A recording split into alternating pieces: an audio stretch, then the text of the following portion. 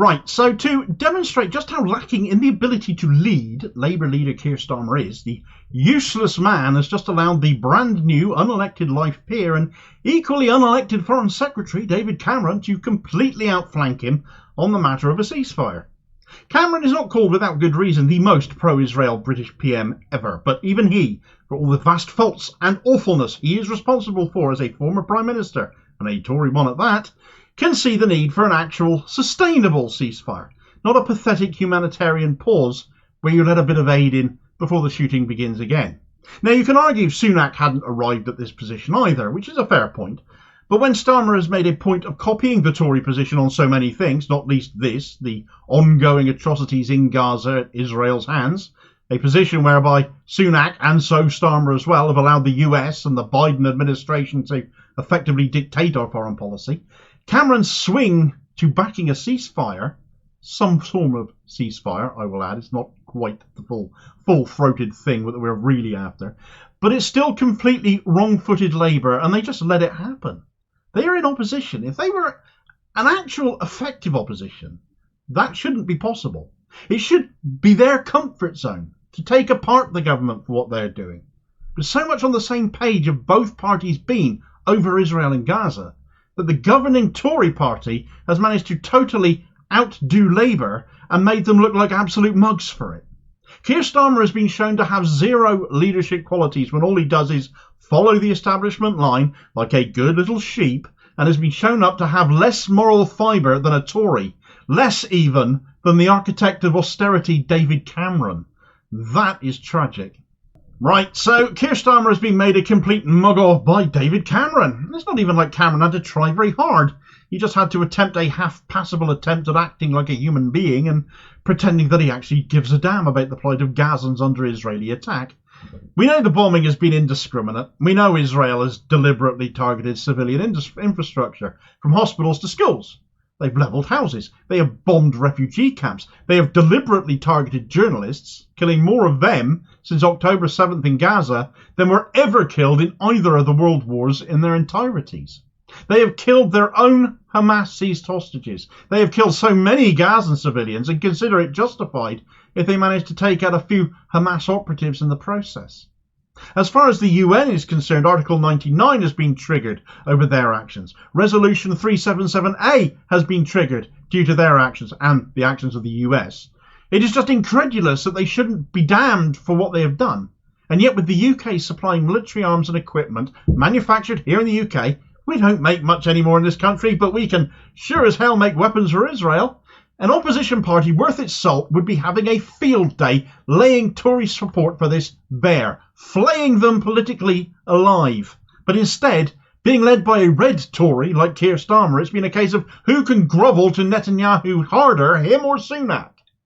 You've got Sunak going out to Israel telling Netanyahu he hopes he wins, and you've got Starmer using Tony Blair and his connections in the Middle East to build connections with Netanyahu and his party. It's just a sick joke. Never did I think, though, that the impasse here would seemingly be broken by the Tories. I say broken, let's call it put a bit of a crack into it. But that is apparently what has happened, though, as I said, as I'm getting at, it just doesn't go far enough. Where Starmer, though, is still sticking to ridiculous humanitarian pauses, David Cameron has gone ahead and written a joint article with the German Foreign Secretary, his German counterpart, Annalena Baerbock, calling for what both are calling a sustainable ceasefire. Now, this falls well short of calling for an immediate ceasefire or a permanent ceasefire, as is actually needed, but does go further than humanitarian pauses. What this basically amounts to is a demand that Israel stop breaking international law and let aid in properly and meaningfully. They're telling Israel they are killing too many civilians in their actions and that's got to stop, and that a two-state solution must be the way forward in spite of comments by the UK ambassador Zippy Hotovelli, still not expelled as she should have been, saying that the two-state solution is an obsession and is functionally dead. Now, where Cameron and Germany remain on Israel's side in this is not that surprising, really, given that Germany's acquiescence to Israel in this matter, desperately, seemingly to do so, as they still apparently seek to, well, it only comes across to the rest of the world as still trying to make up in some way, in some regard, for their nation's role in World War II. and their historic treatment of Jewish people, though I personally have a bit of a sins of the father mentality with this and don't see why today's Germans need apologise for the actions of previous generations. Remember what happened? Yes. Never forget. Absolutely. But they shouldn't be burdened with the blame of it still. Nonetheless, Germany appears set on making believing in Israel's right to exist a citizenship requirement of theirs before long.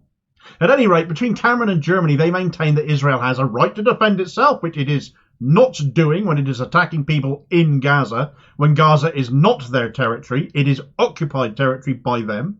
They claim only Hamas are the extremists who want a permanent cycle of violence, despite the fact Gaza has been under consistent assault since October 7th by Israel, and that they're the only attack by Hamas in all of that time, and now they are defending themselves, and far too many innocent Palestinians have been caught up in that. 1%, 1 full percent of the population of Gaza is dead now. That's the equivalent in the UK of 670,000 people killed in 7 weeks. Can you imagine what that would look or feel like? It's roughly the entire population of Oxfordshire. You'd be wanting it to stop, wouldn't you? You'd be calling this out. You'd be screaming up the walls. Why is nobody doing anything? Why are we being killed? Well, instead, those doing the killing would be telling the world, the rest of the world, well, we are only defending ourselves. Cameron wants all hostages released still held by Hamas, that Israel haven't hopefully already killed themselves, of course. 130 of them apparently still held by Hamas. Nothing at all said about all those hostages that Israel are holding, that they've still been taking from the West Bank where Hamas isn't present, even as Hamas have been releasing hostages. It also ignores the fact that the week-long ceasefire we had last month was broken repeatedly by Israel, not by Hamas. And yet Cameron and his German counterpart claim it is Hamas who can't be trusted. It might be a shift in position by the Tories. It doesn't go anywhere like far enough. And yet still, it goes way further than Keir Starmer has. Though it remains to be seen if this article that Cameron has penned in the Murdoch Times, behind a paywall of course, all very typically aimed at the Tories, Tory stuff. And Cameron is an expert at this. His background is in PR. He knows how to present to the media. He knows how to target his audience. He knows how to get the media saying what he wants. Still sees a shift away from that of Team Keith. He might not waver, Starmer. He might be more keen to ensure Israel see him as being more on their side than the Tories, and he may stick to his guns. Starmer is, after all, far more beholden to Israeli ties and Israeli interests than the Tories are. He arguably has less wiggle room. He owes everything, everywhere that he is today, to the lobby, for example.